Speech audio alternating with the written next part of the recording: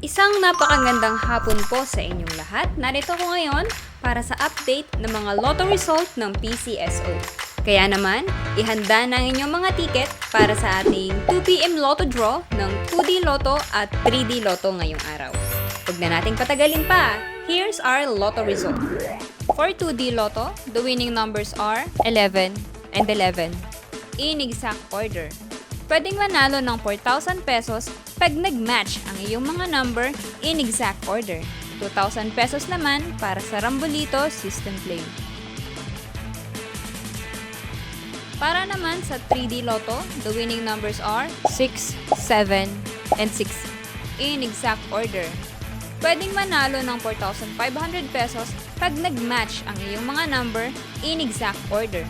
750 to 1,500 pesos naman para sa Rambolito System Play.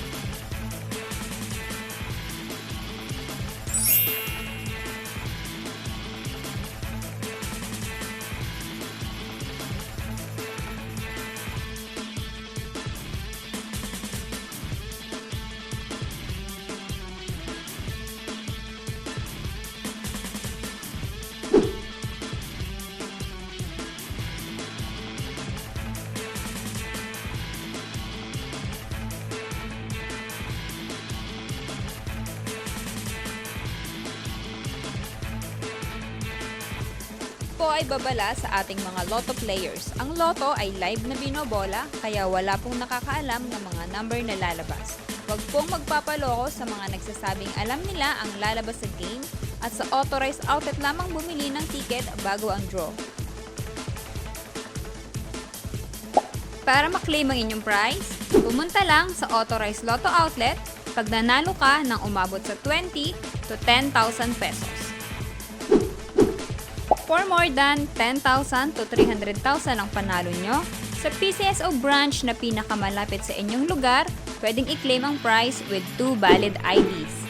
At kapag ikaw naman ang jackpot winner, i-present ang iyong ticket with 2 valid ID sa PCSO main office located at Shaw Boulevard, Mandaluyong City.